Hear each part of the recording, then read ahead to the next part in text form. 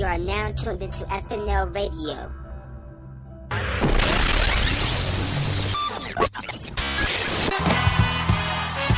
Keep making noise! Keep making noise! Yeah! Get ready for Real Talk Radio with DJ Doc. 3, 2, 1, go! It was a Friday night in the basement. Friday night. It's Friday. You ain't got no job, and you ain't got shit to do.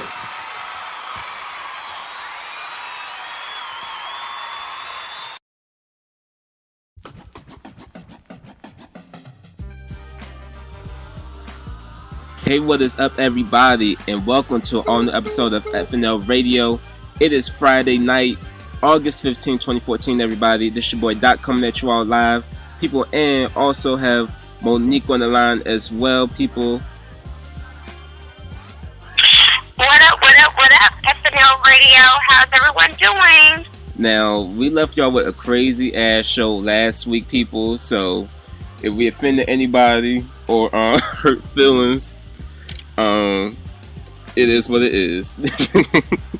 But we're back to do it the same exact thing again this week, people. So, you know, it's Turn Up Fridays here on FNL Radio. So we're definitely going to go in with a lot of news stories, a lot of stories that you all probably don't even know about. But that's what we're here for. We're here to give you all those news that y'all need to know about and things like that. So let's not even waste no time, because we got a lot of stuff to cover, people. So right now, we talked about it last week. You know, it's always seemed like we're like the relationship department or the relationship depot of entertainment news and music industry and stuff like that, because we have every type of insight on all of these relationships, and it may be people y'all don't even care about that you haven't heard from like 15 years ago or 10 years ago, but that's what we're here for, to give them some promo. So the latest news that we reported last week was on Sara Stokes, formerly of the band and Making the Band 2. You know that group. She was the only R&B singer in that group that Diddy had at that time, and she's known to be a little cuckoo crazy in the head and stuff like that. You know, her and her husband were what they do back in the day, what we say, they playing truth or truth or something like that, stabbing each other and stuff. Well, she stabbed him, but when that was back in 2009, like we reported last week. And then most recently, the cops were called to their home, and they found the two of them outside, fighting outside on the ground. But we have learned this week that her husband, Tony, he has filed for divorce. This was 2 days after Sarah was arrested for the domestic violence incident. So they have been married for 18 years, yes. But Tony went ahead and filed for divorce, you know, probably, which is much needed. You know, we don't want to see anybody's marriage break up or, you know, things like that. But, you know, definitely these two need not just a small time apart, but they do probably need to go ahead and get divorced. Yes. So he filed for divorce, and the reason behind the divorce is that the objects of matrimony have been destroyed.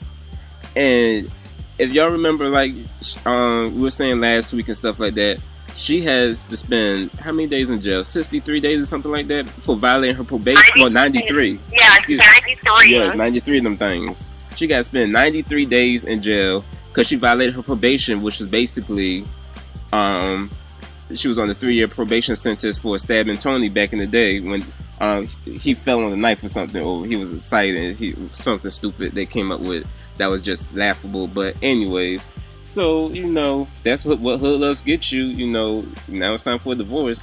And we were talking about the little kids last week because we said they had a whole army gang of kids. People saying they had 3 kids. I saw more than 3 kids on the show if I remember correctly, but it's not my business to count people's kids. But, you know, those kids are older now because they were at least like 10 and something years old back in, and that was, you know, more than 10 years ago. So probably like 12, 13 years ago now. So they're completely old enough to understand this whole situation now, that they parents out here acting a plum fool in these streets, fighting on lawns and stuff. I hope y'all don't live in a white neighborhood. I should Google where they live at, because I hope it's not in a white neighborhood, because, you know, this, you don't want to cause a scene in no suburb or nothing like that. And I'm pretty sure you're not making no money like that, so I'm not going to count your coins or nothing like that, but I'm just saying. I don't think y'all...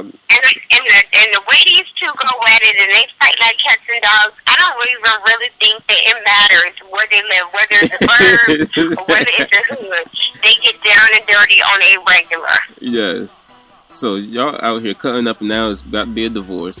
So, you know, it's sad at this, you know, because you don't want to see them break up. You know, they look like they were in love. He was her bootleg manager on the show and stuff like that. So it seemed like they were destined to be something, and he didn't make her career do nothing. So I guess it was, you know, bound to happen. But hey, it is what it is. And speaking of Truth or Truth, a game that we like to talk about on this show, that seems to be the leading topic of this show for the past, how many months? Like 5-6 months now. So this individual by the name of War Machine, who's a MMA fighter, for those that don't know, that's mixed martial arts. He's accused of savagely beating his ex-girlfriend, adult film star Christy Mack, sometime last week. So he went to her home in Las Vegas about 2 a.m. and brutally beat her, leaving her with 18 broken bones and a lacerated liver. And if y'all saw the pictures online too, you know, she had a busted lip and everything like that, bruised thighs, everything. So people out here, you know, and that should have been a cold sign warning right there that he's an MMA fighter.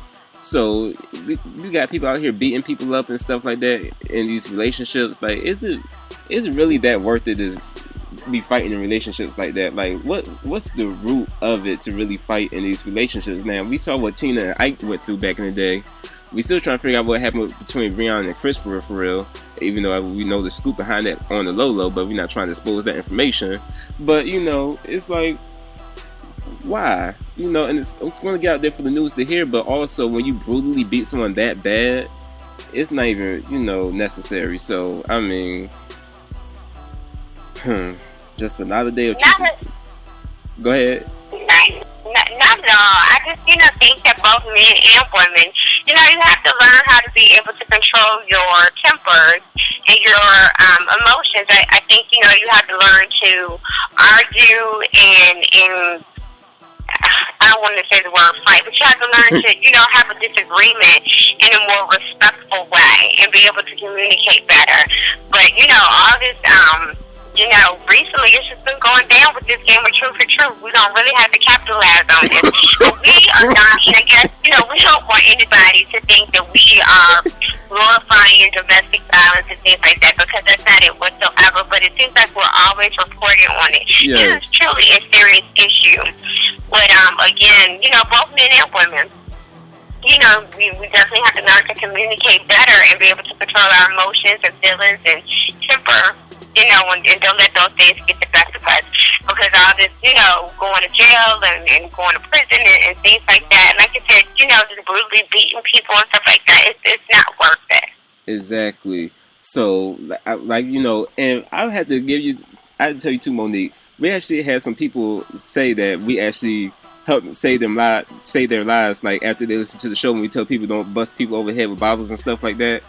We save people from going to jail and stuff when they get drunk on Friday nights and Saturday nights. So we've been doing some good stuff around these streets, people. So we just trying to be a pillar in the community, uplifting people all at the same time, honey. We just trying to do what we do. Exactly. So, like we said, because I'm trying to get this game of Truth or Truth popping off the ground, people, you know, with Hasbro and Columbus Short, please do not go out here fighting people. Use your words. And also, let me make a clarification for my statement that I made last week when I hit the girl with my fist when she was stalking me at my locker. Now, this was back in the middle school days, so no, I don't believe in domestic violence, people, but that was self-defense because I had a stalker behind me and I didn't know what she had. So so I'm just going to leave it at that. And I'm not saying no more. But speaking of stabbing and stuff like that, so the woman that stabbed Mary J. Blige's daddy. Now, you know, in New York and them Yonkers projects, you know, shout out to the our New York fans and stuff like that, you know, our listeners. So we're not going to talk too bad about you all, but y'all know how y'all doing on Yonkers projects and stuff like that. So what happened with that whole situation, Monique? Yes, again, I don't know what keeps using this game super true, but yes, and it sounds like, you know, and it's kind of crazy because, you know, women nowadays, we are getting down, honey. And I'm not sure what's going on, but apparently, Shawn White, she's 50 years old. She is the ex-girlfriend of Mary J. Blige's father. And she actually had her hearing on August 11th in Calhoun County, in her Calhoun County courthouse in Battle Creek, Michigan. White is accused of stabbing, again, her ex-boyfriend, Thomas Blige, who's 23. Thomas Blige is the father of Mary J. Blige. So, apparently, and this story is just kind of crazy, but apparently they lived together,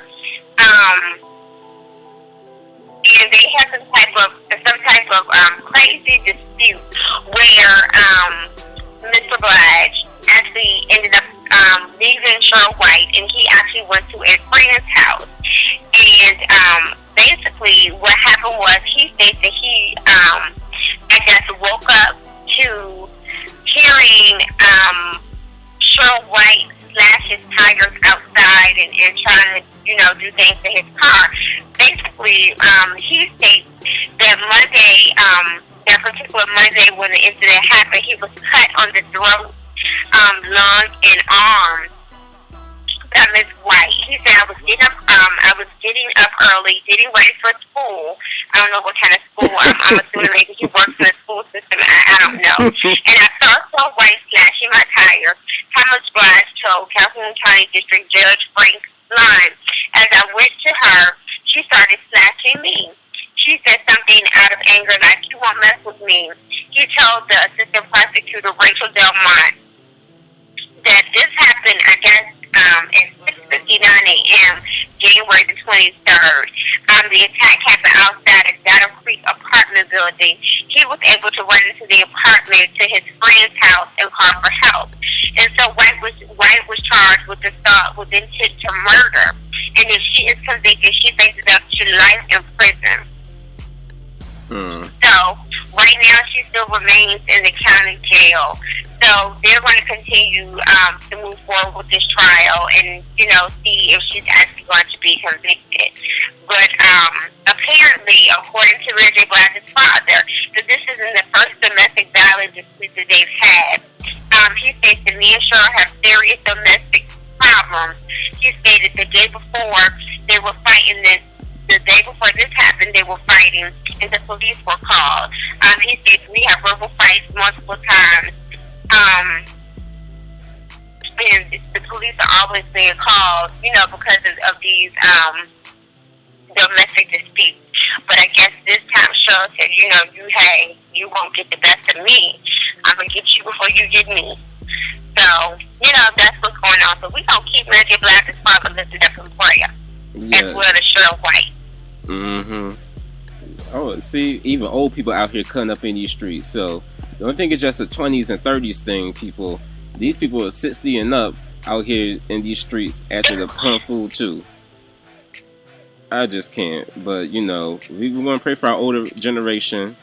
You know, this. I'm just kind of surprised. It's like the women that are really turning up nowadays. Yeah. You know, this is the second report that I reported that a woman stabbed someone. Yeah.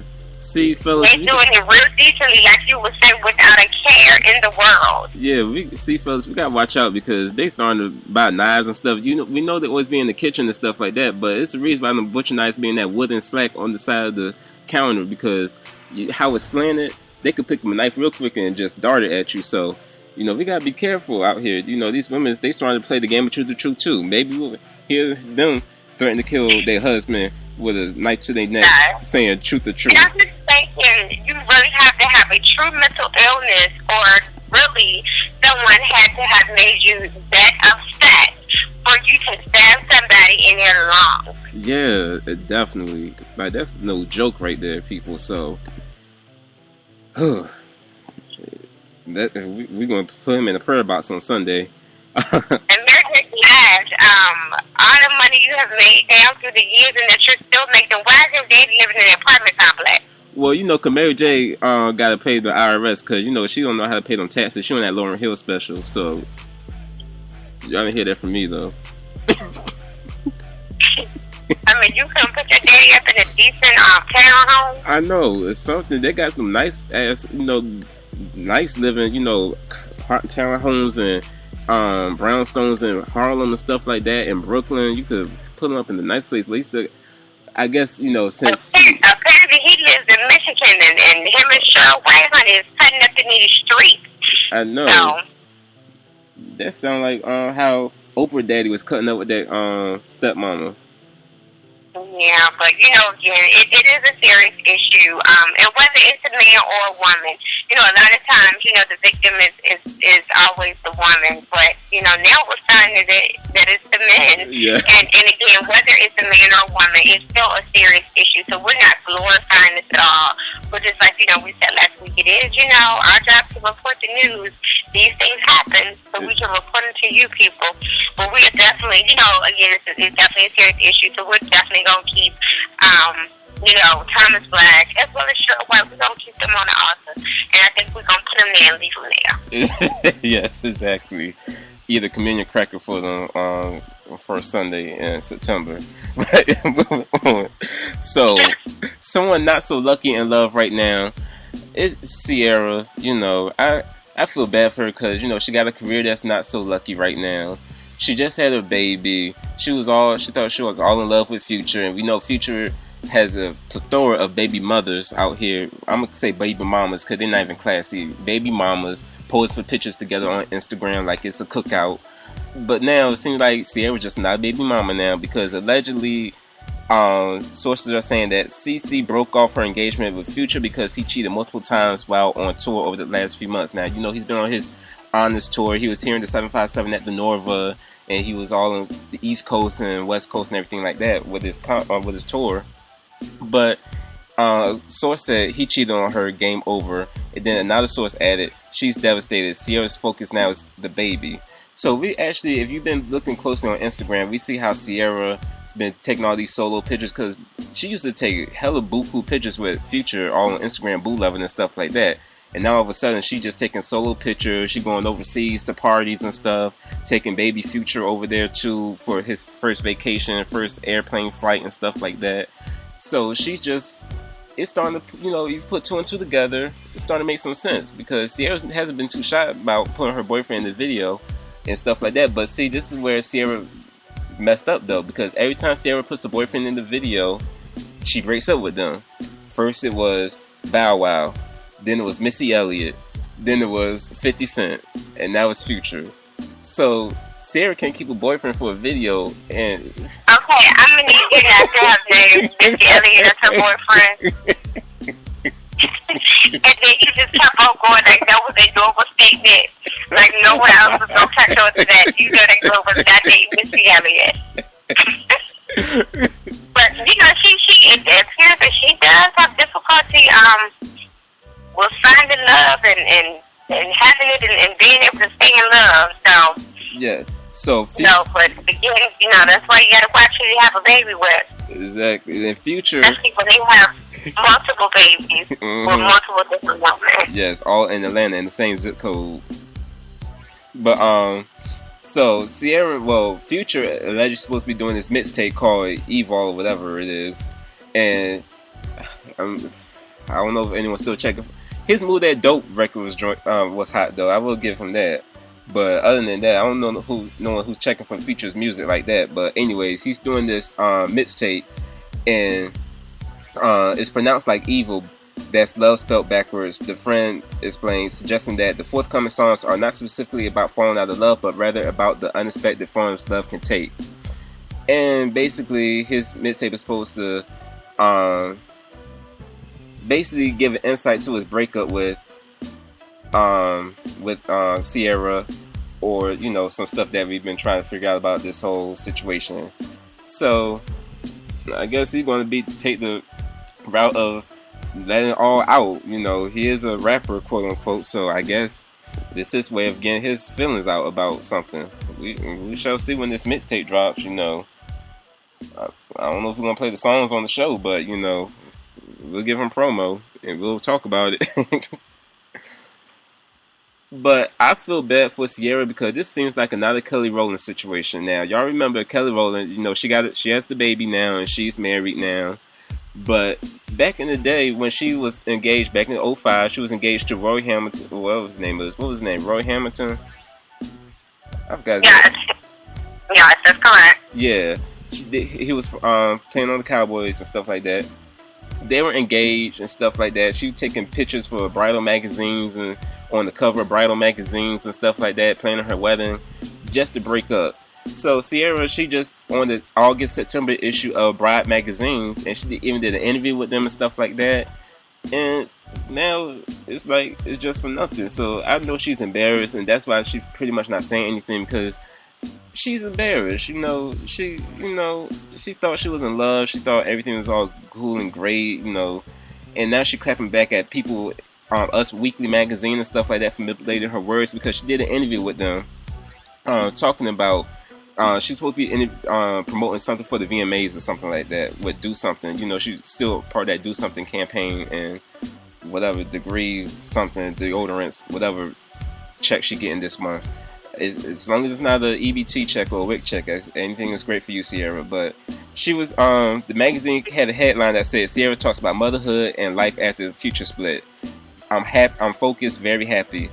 Well, Ciara took to Twitter like a Twitter gangster should, and she said, at Us Weekly, I did not do this interview with you. This is a lie and tasteless. Must you be that thirsty to create a story? Unbelievable. Be clear, at Us Weekly, I interviewed with your beauty editor about Degree and MTV House of Style. You manipulated my words and took the interview for a sensation. As I said, thirsty. But, as you can see, people, she didn't say that they lied about her being splitting from Future. So, I'll just let that sink in your head real quick. So, oh, Ciara, you tried. You really did. Yes, and hopefully she'll find love in a hopeless place soon enough for her. Yeah. Anyways, and hopefully you'll sell next time. But moving on to someone that looked like they found love in a hopeless place again, Nicole Murphy and Michael Strahan. Now, they might be the old ass version of Karate Chop and Chris Brown, because it seems like these two are back on again now. We talked about it last week, how she was all outside his hotel room saying, I know you in there with that bitch and stuff like that, being real gangster and real ratchet like and stuff like that in front of the Beverly Wilshire Hotel out there in Beverly Hills. Well, now it looks like the two might be back on again because they were just spotted all booed up at eating lunch and stuff, arm in arm, leaving a restaurant and stuff like that. And it begs the question, like, was that a publicity stunt? Is that for the next season of Hollywood Exes that she needed a storyline this time around? Because we see she didn't really have that much of a storyline this season other than the fur coat and the sugar thing that dropped on the ground. But is this her storyline for next season? But at the same time, people are saying that it looked like it could be a rekindled romance, but then another source said that it was more guarded, that was a friendly lunch, and they have 7 years of history together. So it looks like they might be friends with benefits, fuck buddies, trying to figure out the whole situation, maybe trying to get that ring back real quick. Who knows? But anyways, so it seems like they might be back on. So we shall see how this story goes down between these two. Yeah, and apparently they were spotted by paparazzi, like you said, on a lunch date. They did try to ask her. Apparently the two left in separate cars. Michael Strahan left first, and then Nicole Murphy left after him. But and they also had a small videotape of this. So the cameraman did ask her, well, who paid for the lunch? And she stated, he did. She replied, he's always a gentleman. And they did ask her if they were trying to rekindle anything or reconcile their relationship. And she just kind of responded with a polite laugh. So who knows? Again, like you said, it could be a good storyline for Hollywood Exes will return for another season. But and I don't know if you noticed, on Hollywood Exes, she really did not talk about her relationship with Michael Strahan a lot. Like I stated before, every time she was asked about the wedding or what was going on with their engagement and things like that, she either changed the subject politely or just did not respond, at all. So, who knows? Now that this whole thing has gone public, like you said, it just could be a great storyline for exactly. An up and coming season of Hollywood Exes if it returns. So we shall see what happens. And then again, they could have just been having an innocent lunch.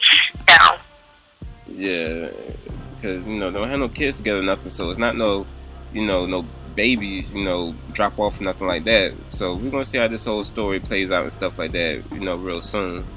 But moving on now to some movie news that we always talk about this situation because it seems like people can't get it together in Aaliyah's family. But the biopic look like it's about to take some more foolish turns for the worst people because they casted the portrayals of Missy Elliott and Timbaland for the movie, but you know how this whole they too light and might be too dark situation is, and these casting roles. So basically now they're saying that the people they pick, well, it's not even they're saying, you can just look at the picture and you could tell, because I'm pretty sure y'all have seen it by now, but it's this girl named, what's her name, Chatrice? I'm not even going to try to pronounce her name, but Google it. It's Patrice Darlabelle and Isaac Smith. So obviously Chatrice will play the role of Missy Elliott, and then Isaac Smith will play the role of Timbaland. Now Chatrice, Chatrice, she looks nothing, absolutely nothing like Missy Elliott. She actually looks like she'll play the role of Aaliyah more than Missy Elliott. Yes. This guy, Smith, who is supposed to play the role of Timbaland, he looks absolutely nothing like Timbaland as well. No. So I'm assuming they're going to Nina Simone this out. Like they do for Donna, and have to use some serious makeup for both of these characters. So we shall see. I'm not sure. And then, Smith, just to give you guys a little background on these two, Smith has worked as a dancer and appeared on So You Think You Can Dance, but it was the Canada version, so I'm not sure how many people have seen this with that version, and also something called Mirror Mirror, so I'm assuming that that's some type of show as well. So we shall see what's going to happen with these, with this biopic.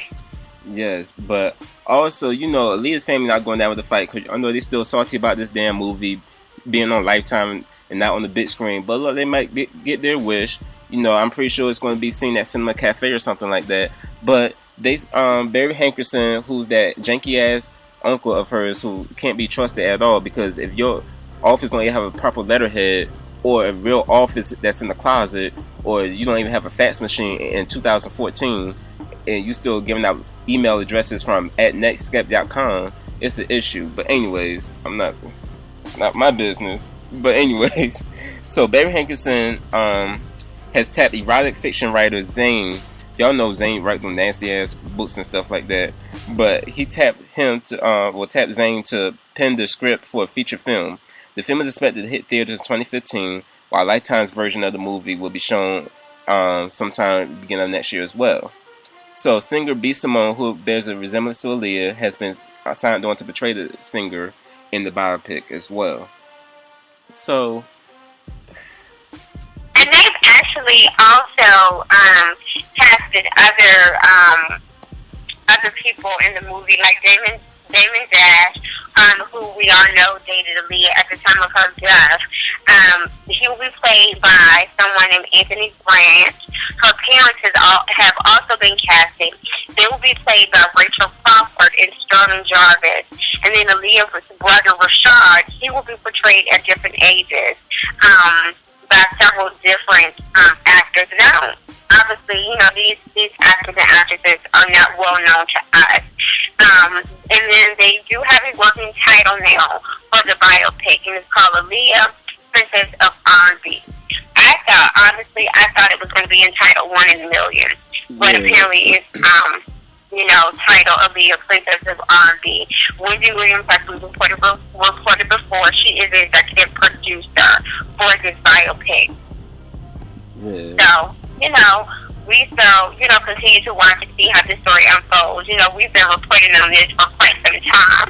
And so, we talked about the various issues that the family had with having this biopic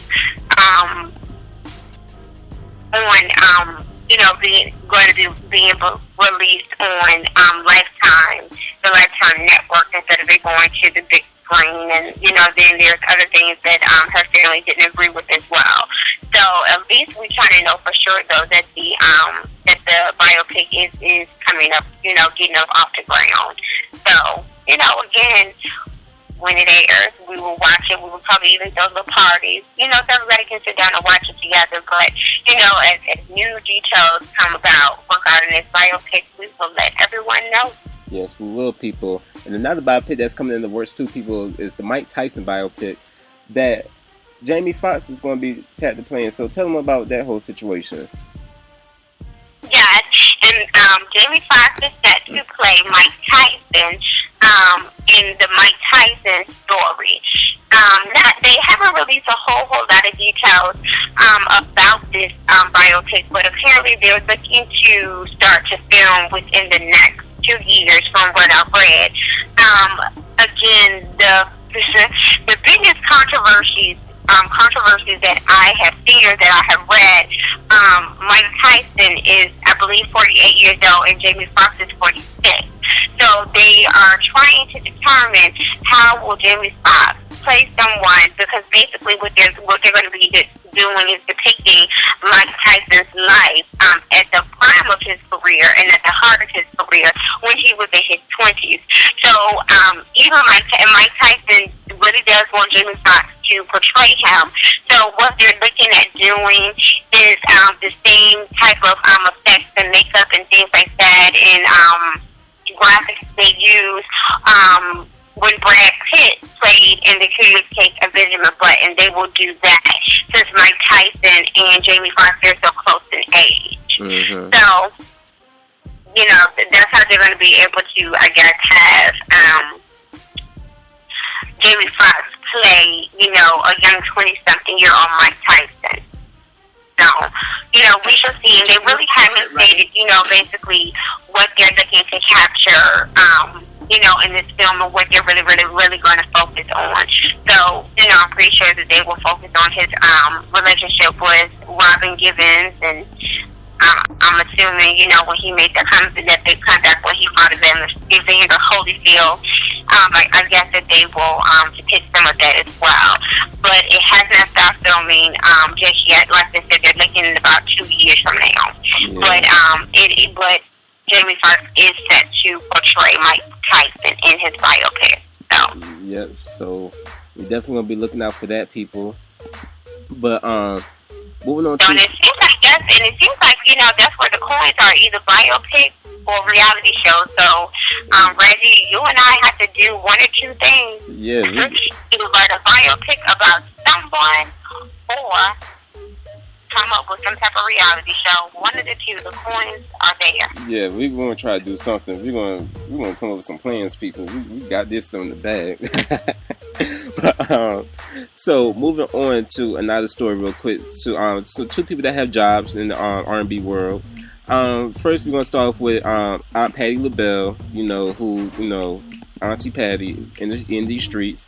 She has a new job that she's going to be taking on real soon this fall, people, because she's going to be in the next season of American Horror Story, titled American Horror Story Freak Show. Now, she's going to play in the 4-episode arc, playing the mother of Gabby Sidibe, what's her name? Gabby, whatever her name is, Precious Mom. She's been playing Precious Mom in the episode. Cause y'all know she played her name is Gabrielle Sidibe. The name is Precious. Precious, I'm hungry. Sidibe is remember her character Queenie was knocked off last season, so she's going to be playing her mother to uncover the mystery surrounding the whole circus atmosphere of the show and everything like that. So we'll be looking forward to seeing her on the show, people. And also, Michelle Williams has another job too. Yes, people. She is working again now. Apparently, I saw on the Oxygen channel or network, she is going to be in a show called, and it's pretty much like it's honestly pretty much like a spin-off, kind of sort of Sunday's Best. It's called Fix My Choir. Michelle Williams and Dietrich Haddon will basically go around to various churches and things like that, and they will be helping various choir directors, ministers of music, all that good stuff. They will be helping them, basically fix their choirs. And the clips that I've seen so far, she had the audacity, her and Dietrich Haddon, they went into, and I'm assuming this was in Los Angeles, the choir was called Inner City something, but they went in and it kind of shows them, they kind of sneak in and they listen to the choir while they're in practice. And she had the nerve and the audacity to tell some of these singers, sounds like, your voice sounds like you need to drink some more water or something like that. No. The heart falling is kettle black. But does not have a release date, but her and Dietrich Haddon will host this show. And this kind of to piggyback on that, and I guess recently the Preachers of LA, she actually hosted kind of like a reunion show with the Preachers, and then she also did a kind of a reunion show with the First Ladies, the wives as well. And let me tell you, the whole thing to me was very inappropriate. the whole, I don't know if you saw it, like she sat down and she talked. And I don't know if you guys watched this, but during the actual show, one of the preachers, because they were